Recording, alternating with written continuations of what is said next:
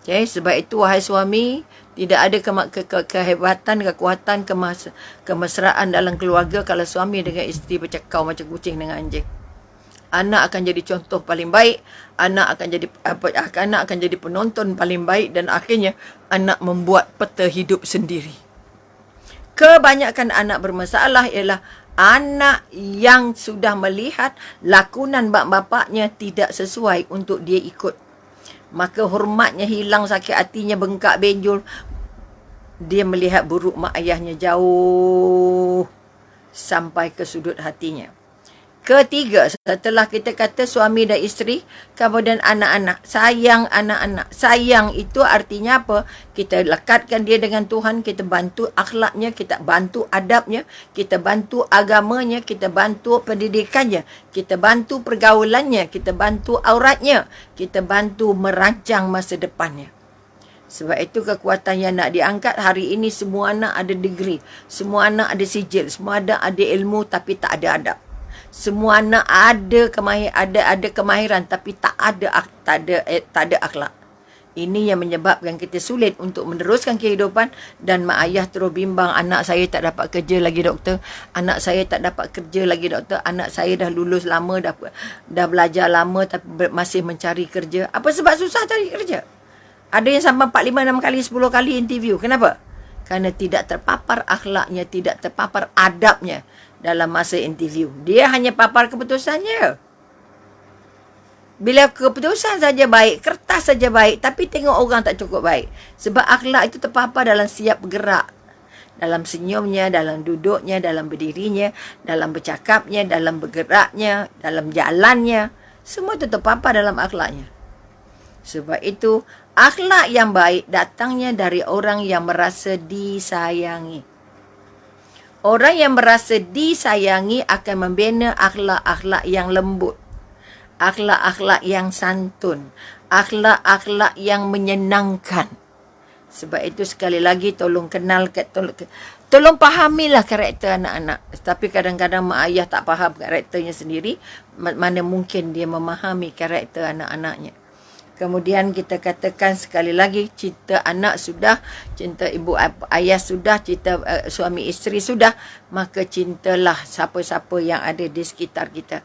Kalau kita masih dalam rumah, baliklah makcik kita, mak kita, nenek kita, semua yang ada kaitannya dengan darah kita. Artinya keluarga, saudara, tak, okey. Dan seterusnya adalah jiran kita. Jiran kita ini adalah modal nombor 1, tingkap yang paling besar yang Allah nanti akan tanya kamu nampak apa daripada jiran kamu.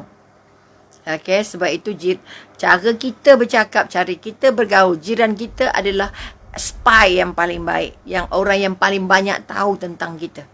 Okey, sama ada dia tahu secara langsung atau tahu secara tak langsung. Kerana dia hari-hari tengok kita. Sebab itu sekali lagi tolong baik dengan jiran. Baik dengan jiran. Tolong baik. Kerana dia pelapor yang paling tepat. Okay, dia pelapor. Sebab itu Nabi kata kalau nak tahu baik orang, tanya jirannya. Nak tahu buruk orang, tanya musuhnya. Oleh itu jangan bermusuh dengan jiran. Kerana bila orang tanya jiran tentang kita, maka yang keluarnya buruk. Sebab dia musuh pada kita. Kalau dia sahabat pada kita, yang keluar pastinya yang baik-baik. Jadi, jangan bermusuh dengan jiran. Jangan bermusuh dengan jiran. Bina hubungan dengan jiran. Sama ada jiran itu jirannya bukan Islam, jirannya itu sahabat, jirannya itu saudara ataupun ada kaitan keluarga. Hubungan dengan jiran ini sangat-sangat diambil berat oleh Allah. Maka bangun balik kekuatan. Barulah kerabat sahabat yang lain.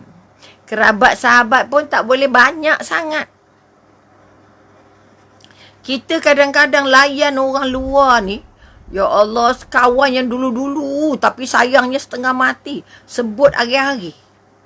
Okay, yang depan mata dia tak sebut pun. Okay, maka sekali lagi mari kita semak balik sayang kita. Benar atau tidak sayang kita? Benar kerana Allah, satu. Adakah kita benar-benar banyak sayang sampai ke hati? Orang yang sayang sampai ke hati sanggup berkorban apa saja untuk yang disayang. Okay, kita kadang-kadang tak nak susah tu bagi anak.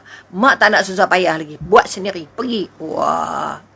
Orang yang kita kata sayang, dia orang yang disayang itu selalu dalam keadaan tenteram, dalam keadaan bahagia dan keadaan tidak terluka. Tapi kita hari-hari sakit hati anak. Bercakap dengan anak tak pernah bercakap cara baik. Tapi kalau bercakap dengan orang di telefon, dialah yang paling hebat. Dialah yang paling pandai. Okay?